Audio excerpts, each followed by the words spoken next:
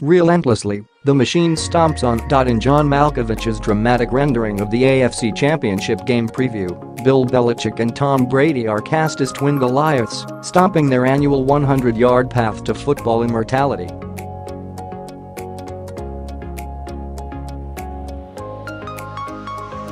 It's a captivating image. As Vince Lombardi once cautioned, though, beyond the blocking and hitting lies mere mythology.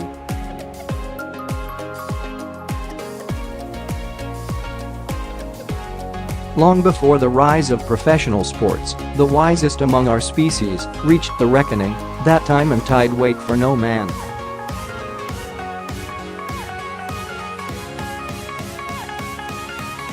The Patriots have been waging their own unwinnable war versus the inexorable march of time for nearly a decade.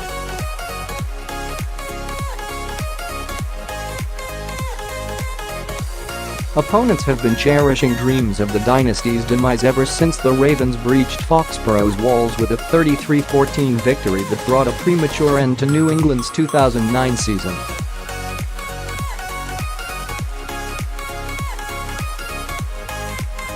We can never achieve total victory over time, but we can interrogate limits.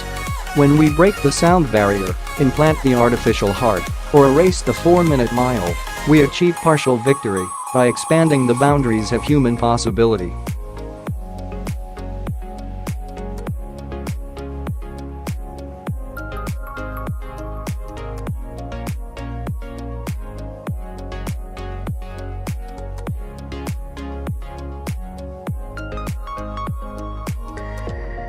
Along the way, Brady has morphed into a lifestyle pioneer, obsessed with his self-appointed role as ambassador to athletic longevity.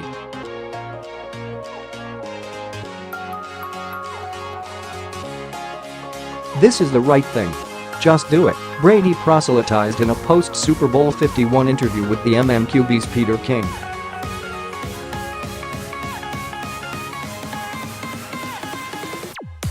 "And you'll see all the benefits that I've seen. This is going to be the norm in 10 years.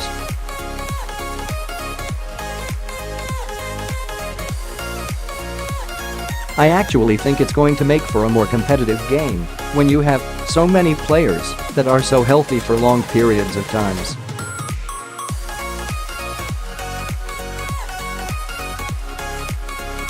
"I think the caliber of talent is going to be so much better. How long would it take for that mission to run headlong into Belichick's mandate to invest in a post-Brady future?"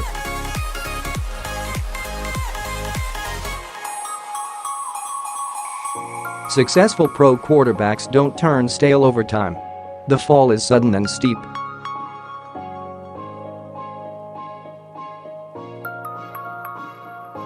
Armed with that undeniable history lesson, New England's bipedal pigskin encyclopedia began casting about for Brady's replacement as far back as 2011, drafting a succession of quarterbacks that ultimately resulted in the great Jimmy Garoppolo conundrum of 2017.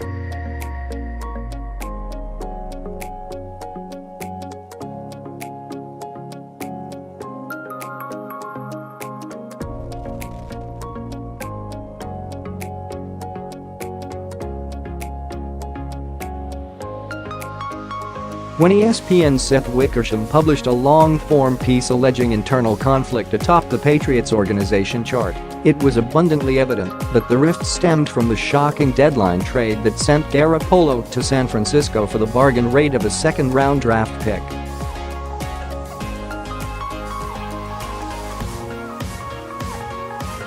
Basking in a magical stretch run to close out a lost season, 49ers fans quickly understood why Garoppolo was Belichick's golden boy, previously untouchable in off-season trade talks.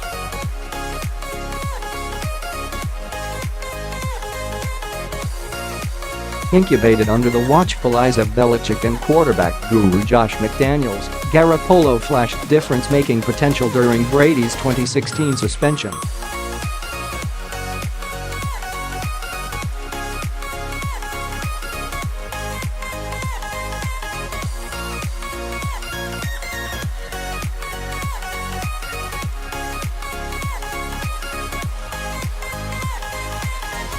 A week later, He was the best player on field versus Miami, throwing 3 touchdown passes before exiting the field in the second quarter with a shoulder injury.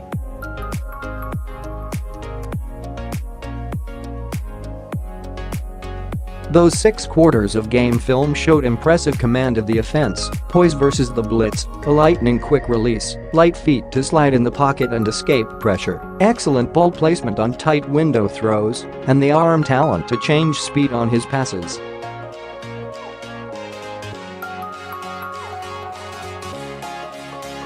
Even better, the developing quarterback worked through his progressions, kept his eyes up, spread the ball around to all of his targets, and even showed the subtle veteran move of looking off a safety on a touchdown throw to Martellus Bennett.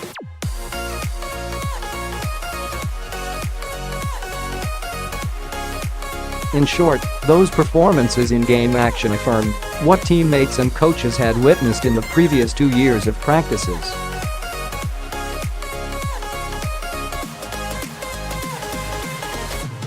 The Ringer's Michael Lombardi, formerly Belichick's right-hand personnel man, insisted last offseason that Patriots teammates would line up to testify on behalf of Garoppolo's obvious potential.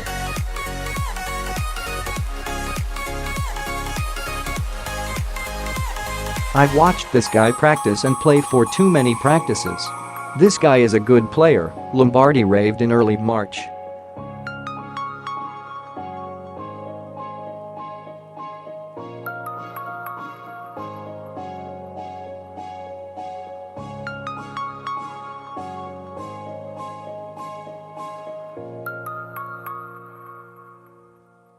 "If I was in New England, I'd be telling Belichick every day, there's no way we can trade him."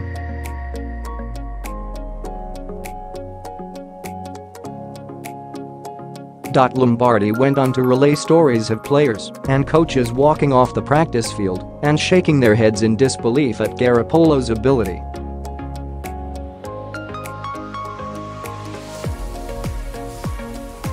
"Ask any player who leaves New England," Lombardi continued. "You can just randomly call a guy.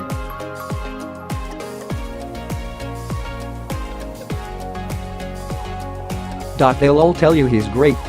Was this hyperbole? Was Lombardi simply doing Belichick's bidding, goosing Garoppolo's trade value?"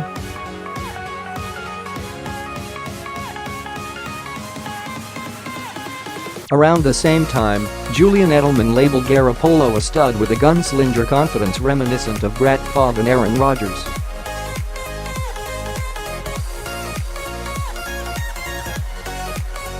Fellow wideout Chris Hogan was just as effusive, predicting that Garoppolo would be real successful once he got a chance to run his own offense.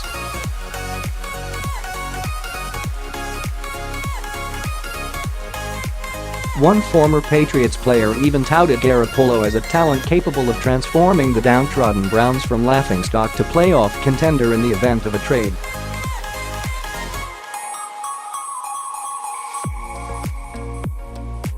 "I played against him every day in practice," the former teammate raved. "He's all that."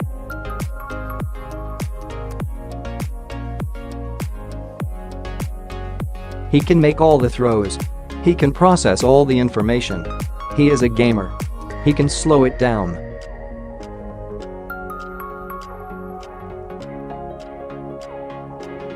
"He can spin it. Former Browns quarterback Josh McCown bolstered the testimony with his own evaluation.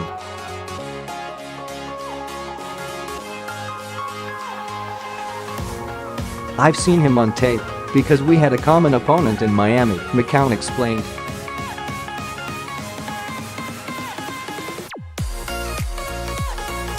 "He made some high-level throws and did some things that would get you excited about his ability to maybe carry a franchise."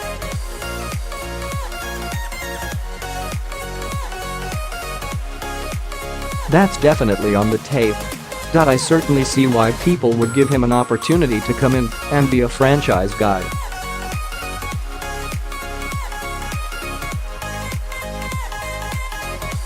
While the checkered history of Brady's former backups provoked skepticism from afar, Belichick paid his no.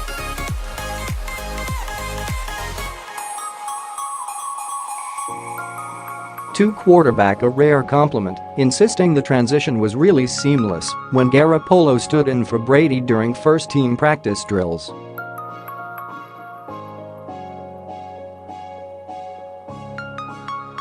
"Certainly we have a good quarterback in Jimmy," Belichick added, "and Jimmy could go out there and run everything that Tom can run."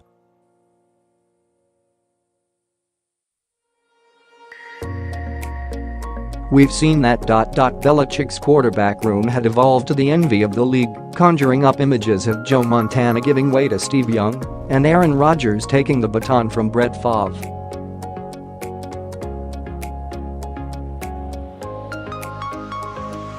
Bill, beyond thinking this kid was a special football player, thought he was a special person," 49ers general manager John Lynch said after acquiring Garoppolo.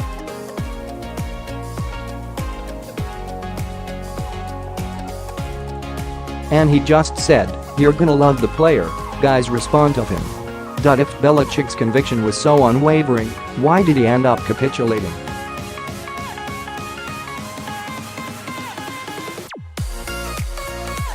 Upon closer inspection, the transition from one generational talent to another would never be as seamless as the transition from Brady's reps to Garoppolo's on the practice field.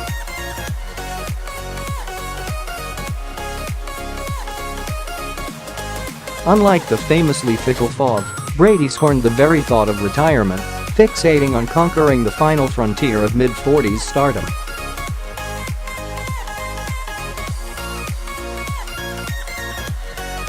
To that end, Brady has turned to biometrics guru Tom House, seeking incremental improvement with each passing year.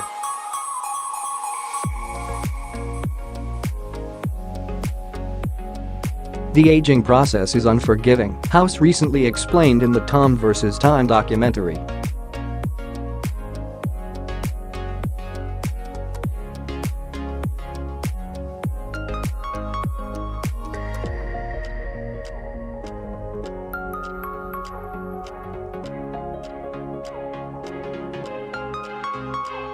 Old age and treachery always overcomes youth and exuberance. He went through his youth and exuberance.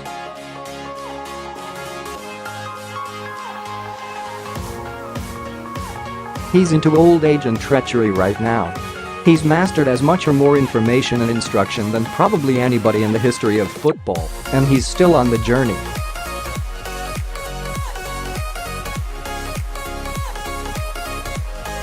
That notorious defiance of Father Time forced Belichick's hand, placing his Garoppolo plans on permanent hiatus.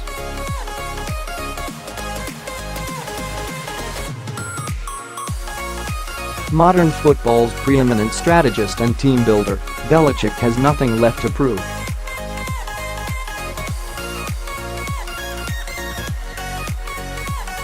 He's reached the legacy-building phase of an unparalleled career, chasing a championship each season for the foreseeable future.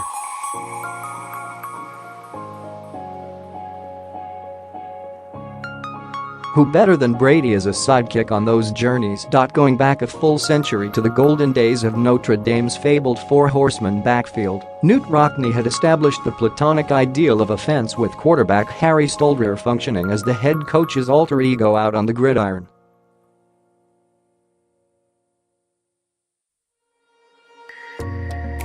The key that unlocks the holy grail of championship-level football is a quarterback possessed of coach-like powers of perception at the line of scrimmage.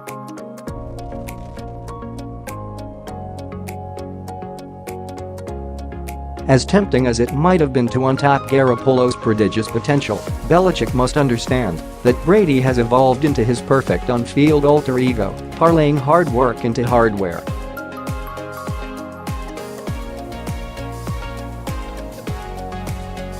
The ultimate goal of all professional athletes is to maintain their physical gifts long enough to maximize the hard-earned wisdom accrued through endless hours of deliberate experience.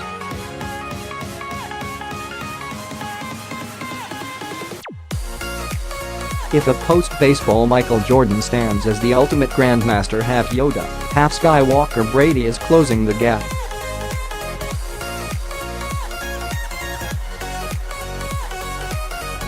Over the past 4 playoffs, Brady has brought the Patriots back from double-digit second-half deficits 4 times, a feat no other franchise has come close to matching in the annals of postseason history.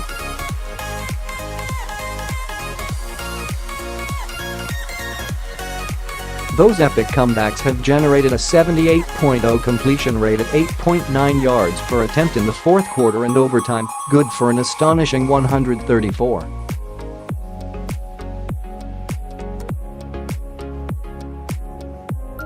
Zero passer rating with legacies on the line. Bobby Lane and Johnny Unitas invented the 2-minute drill in the 1950s.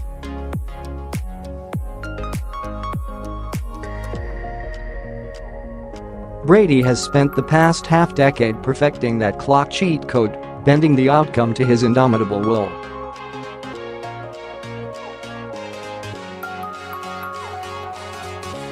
As Belichick battles time and tide in his quest for unprecedented glory, what better weapon to wield than the quarterback who slows the sands of the hurdless?